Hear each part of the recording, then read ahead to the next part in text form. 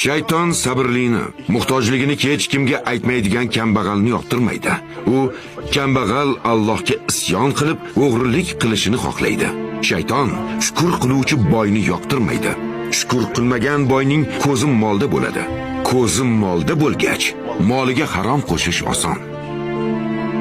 Shayton kibrlanmagan olimni yoqtirmaydi. Kibrlanmagan olim shaytonning gapiga kirmaydi. Ilmda adashmaydi. Shayton Allohdan boshqa hech nimadan qo'rqmaydiganlarni yoqtirmaydi.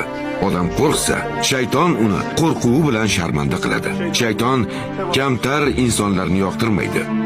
Chunki odamni shuhratga undaydi. Shuhrat uchun har xil gunohlarni qildiradi. Shunda odamlar yaxshi ko'rishlari uchun o'rtaga chiqadi. Haqiqatni yashiradi. Haqiqatni masxara qiladigan bo'ladi.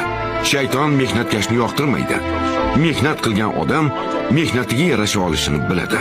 Ammo shayton o'zining haqqi bo'lmaganga qo'l uzatishini istaydi.